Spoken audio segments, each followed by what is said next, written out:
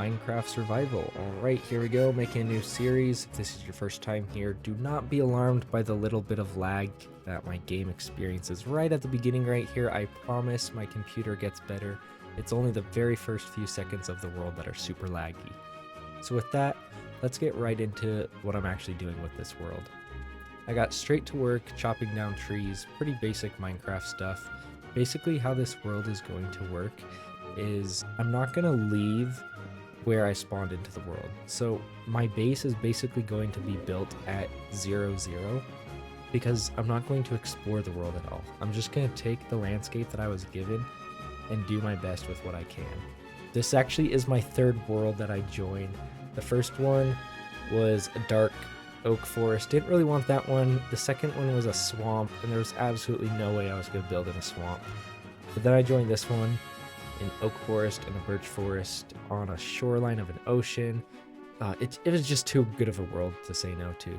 So now if anybody ever joins this world, they'll just be right at the base when they join, and I'm pretty excited for that. I think it's going to turn out to be a pretty good world.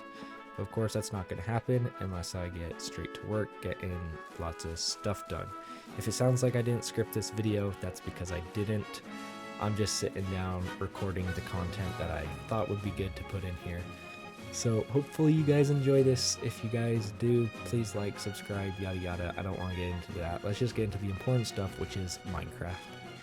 The first night I went exploring when I came across this village. I didn't really want anything from this village, so all I did was take a few chickens back with me.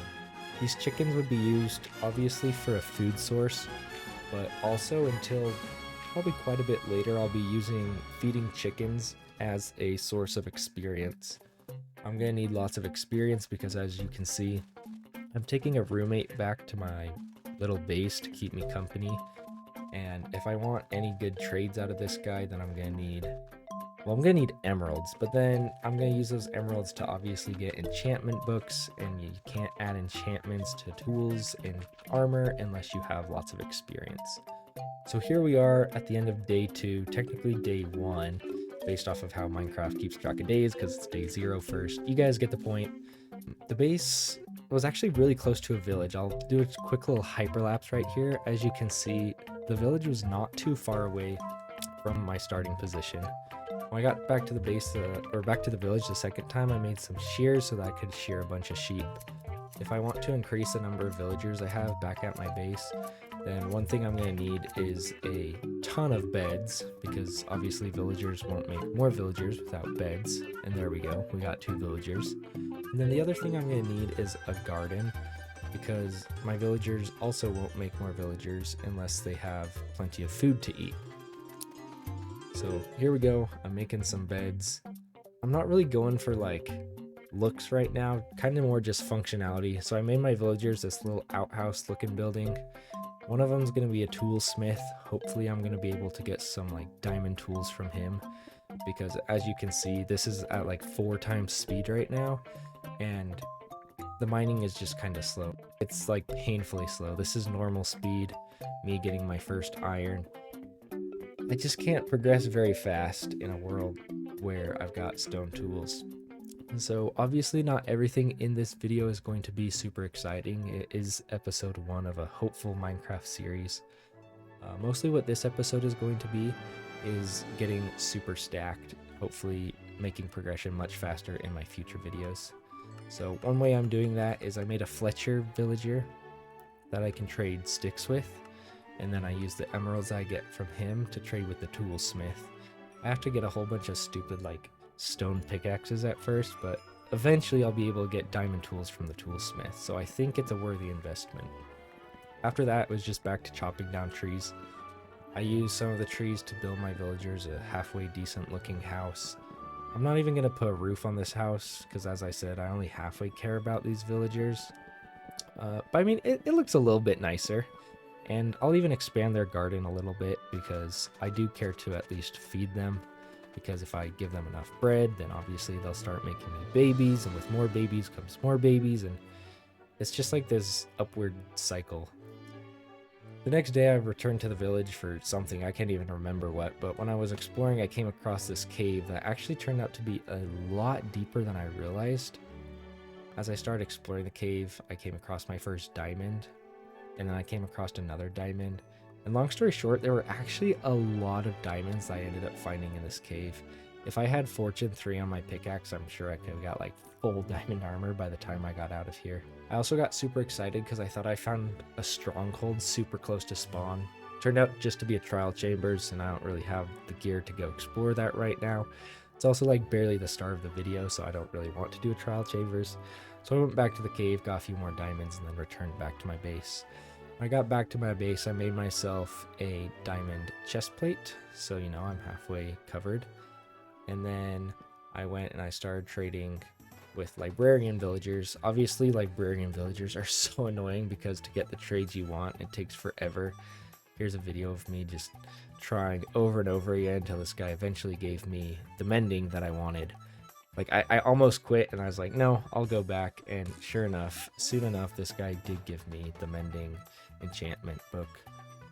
So I ran back, I got some books that I needed. I technically only had one book, but that's all I needed. I got my book of mending, melted down some iron so that I could make an anvil.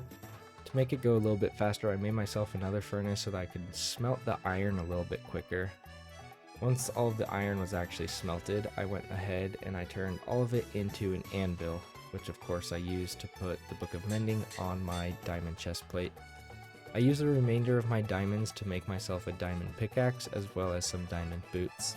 I also wanted mending to be put on these, so I went around killing horses. I know that's like the worst possible way to get leather, but I just couldn't find any cows, so I killed some horses, and in no time at all I had mending on my boots, my chest plate, and we'll get it on my pickaxe tomorrow. It's been a long day, so I got off and called it a night.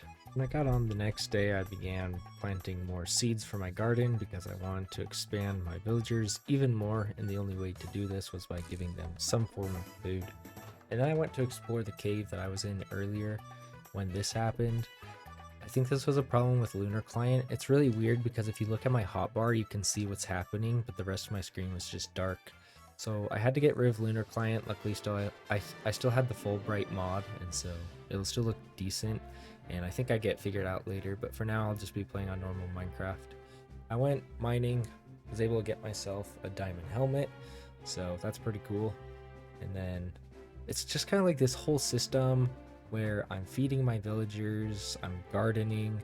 Anytime that I'm not doing this, I'm off cutting down trees, and then once I cut those trees down, then I return to the villagers and I trade sticks for emeralds, and then I take those emeralds and I buy books of mending or books of whatever. I guess we only have books of mending right now, but later on we'll get some more enchantments.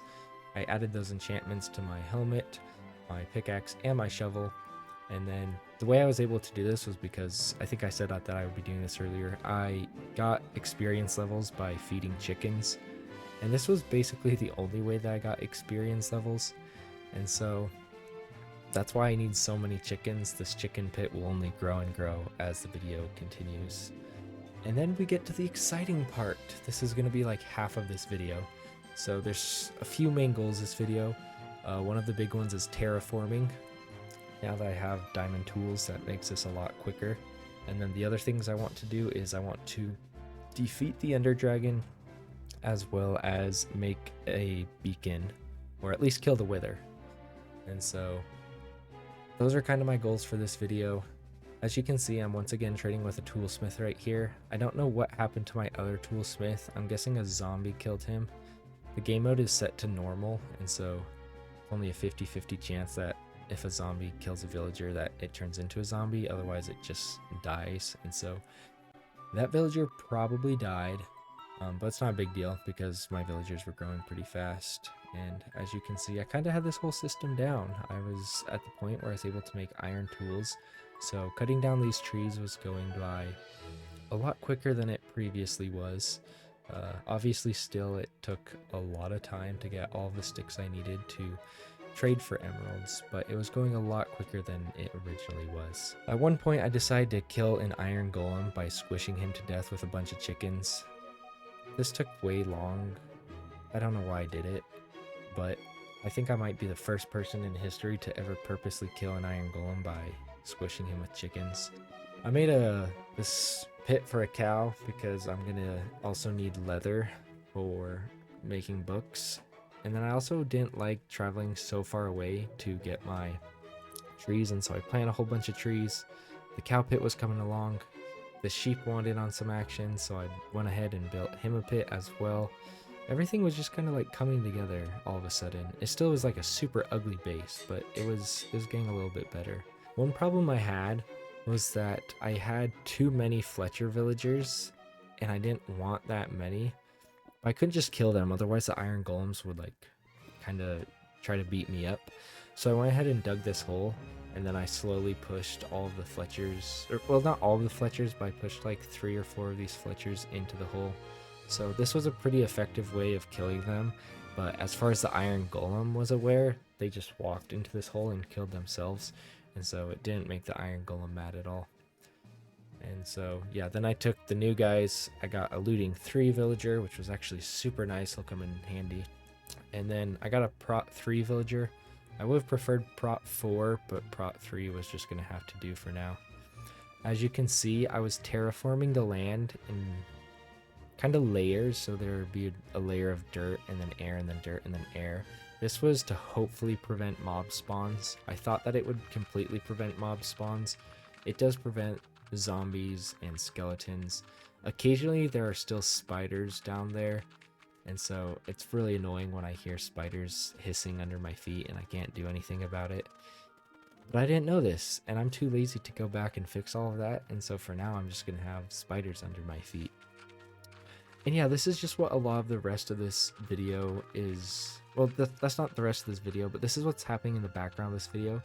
I don't want to show me terraforming the entire island, just like how I don't want to show me chopping down hundreds and hundreds of trees.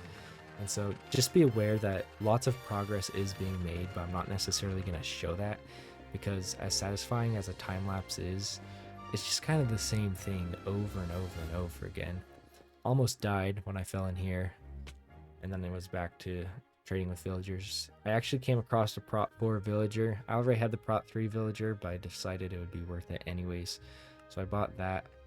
And then I also had the efficiency 5 villager now, and so just progress overall was going much quicker than it was before. The entire landscape was kind of flattened out. As you can see, I'm not completely done. The main problem is if you look at my shovel, it's almost dead, and I didn't have a great way of getting experience points other than the chickens, but even the chickens were kind of slow sometimes. So I just sat in this pit overnight. Well, it's not a pit. I built walls around myself so that nothing would get to me. And I just kind of AFK'd here for a while in hopes that my crops would grow overnight. Unfortunately, however, it did not produce as much as I thought it would. It still gave me enough that I was able to feed a lot of chickens and gain a few levels, mend my stuff, but it just wasn't quite as effective as I was hoping. So instead of AFK, I got straight to work just planting a bunch of trees, because as long as I was near the farm, even if I was just chopping down trees, it would still make the plants grow. I figured that would probably be a faster way to go about it anyways. So I chopped down trees for a while. I got Unbreaking 2 from this villager. It's not Unbreaking 3, but it's only 16 emeralds, and so I can actually just buy a bunch of Unbreaking 2 books and then combine them together to make Unbreaking 3. And so now that I have Unbreaking 3, I will easily be able to finish the rest of the terraforming. When I say the rest of the terraforming, I don't mean like everything, but everything that I'm going to do for this video, which is just kind of this section right here. I don't really know how to explain what that is, but here's an aerial view. That's everything that I'm going to terraform for this video. I haven't mentioned this yet, but it's currently day 69 in the game, and I terraformed this to Y level 69. Whether that's cool or just super immature and stupid, I'll let you guys be the judge of that. But either way, there you go. It's pretty terraformed. So now all we have to do is prepare for the Wither and the Ender Dragon. I went deep underground to get some obsidian. It took a while to find this lava. I was able to make myself another portal, and on day 70 I entered the Nether. Once I got to the nether, I went into a random wall and just dug straight into this wall for a super long ways. It took quite a while, maybe 400 blocks, but I eventually came to another fortress. When I got to that nether fortress, I came back here, I broke my portal, and then I went to the same Y level that the fortress was on, and I made this super long highway connecting where my new portal would be to where the fortress now was. After I had that long hallway carved into the side of the nether brick, I guess, I went back to the overworld and I got a ton of packed ice. With that packed ice, I put it all the way down this hallway to use as another highway. And with this, I would now be able to travel from my portal to the nether fortress in a matter of seconds rather than several minutes. Once I was at the nether fortress, I started expanding the platforms. What this does is it increases the number of wither skeletons that can spawn, and because it's not very likely to pick up a wither skeleton's skull when you kill it, the more that you can get to spawn, the better. And they're also really dangerous. I almost died right here. Anyone who knows how to play Minecraft even halfway well is probably watching me right here and going, literally, what the heck are you doing? Like this this was easily the worst. Other than the part where I fell into the villager pit hole, this was probably the worst I ever played. Luckily, I did survive on 1 heart, and I was able to eat some chicken and heal up. I decided that the nether was a little too dangerous, and so I returned to the surface where I met my wife. That's right, she is now in the world. I gave her what I had, which was actually only a diamond pickaxe and some iron. But it's a good start. She'll be in this world from now on, kind of doing her own things at times, helping me at other times. Before I returned to the nether, I went ahead and got myself some more diamonds so I could make myself a diamond sword. And then now that I had my diamond sword, I was able to start killing wither skeletons. Here is where I get my first wither skeleton skull, got the spooky scary skeleton advancement, and then I got my second as well as my third skull. So with these 3 skulls, I would now be able to form a wither. Once I kill the wither, I can make a beacon. I also raided a bastion. This actually took probably 2 hours to do just because of how careful I had to be. I didn't want to show that entire thing. I'm just showing that so you guys know where the netherite upgrade trims came from.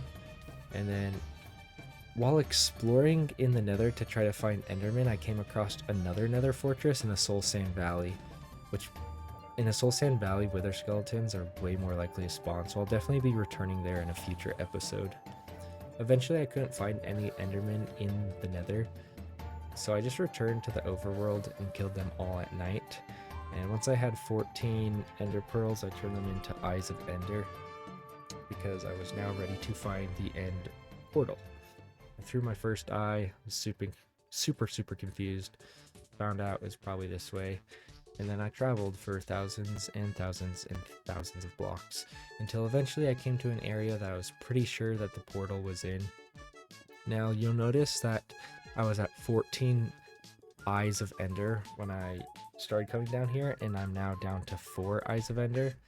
I was throwing eyes of ender everywhere. I was so lost. So many times I had to make a room like this where I just carve out a giant section of the mountain, and then I would just like dig down a bunch of times. Eventually I found the portal room, and when I did, I left the game, converted it into like one of the backup worlds because this was a realm, and so I was able to get my eyes of ender back so that way I could just go to the coordinates I had written down before, and then I had all the eyes of ender that I needed to light the portal. I purposely left one of the eyes out of the portal so that I didn't accidentally fall in, because I wasn't going to fight the dragon until Christina was with me. And then I spent about another 2 hours getting all the materials I needed to build a portal to go back home. That was an exaggeration, it was probably 45 minutes, but I forgot to bring stuff for another nether portal, so it took me forever to get home.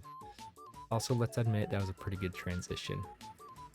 Anyways, after that, me and Christina started prepping for the boss fight. We broke a bunch of gravel so that we could get flint to turn into arrows, and then I went ahead and I made her some diamond armor so that she would absolutely not die while fighting the dragon. Once she was all suited up, we went to the portal. When I got there, I realized that I kind of forgot the eye that I needed, so I had to run all the way back home. Luckily, it didn't take too long before we were ready, and just like that, we were ready to fight the dragon. I don't really know how much I want to commentate this fight. Originally I was like, I'm gonna find some epic copyright music, wait, copyright free music and like make this whole cool thing about this end fight. That's way too much effort. I've already spent so many hours on this video, and chances are it only gets like 50 views. So you guys are just kind of gonna get what you get. See, I should be scripting this way better, but we're almost at the end of the video anyway, so I'm just gonna keep talking and hope it performs well anyways. I got quite a few good bow snipes. Obviously, I'm only including the parts of the video where I hit the dragon. There were also lots of missed shots that were absolutely terrible. We probably went through a stack of arrows each just from missing the dragon so many times. It also didn't help that we weren't hitting his face because we forgot to bring glass bottles, and so we weren't able to get rid of all of the dragon's breath. So anytime that the dragon would throw the dragon breath at us, we just couldn't be in that area and we couldn't clean it up. And so there were multiple times where we wanted to hit the dragon, but we just kind of had to stand there doing nothing because we literally weren't able to do anything. Right at the very end, I decided to pull out my bow and like get this super dramatic bow shot, but I don't even think this would work anyways because the dragon just deflects the bow arrow. So Christina hit the dragon, killed it, she got the achievement. And just like that, the dragon was defeated. So pretty exciting stuff. I went ahead and I gave her one of my mending pickaxes so that it would be completely healed when picking up all of the dragon's experience points. And even with doing this, I got up to 51 levels and she was up to 53 levels. So lots of good stuff. Before leaving, I made sure to grab the dragon egg because what's the point of fighting the dragon if you're not even going to get the egg? I got the next generation achievement, and then I gave the egg to Christina so that she could get the achievement as well. And then after that, it was back to the overworld to do a few last things before this video finishes up. Once I was back at the surface, we got our little screenshot with the egg. A terrible setup, I know. One thing that'll make it better is killing a wither, or maybe killing 2 withers. So yeah, now we have 2 wither stars. I actually don't have the footage of us building the beacon, but I do have footage of me exploring the end. So Christina got off for the night, and then I went through the gateway to go and search for an end city.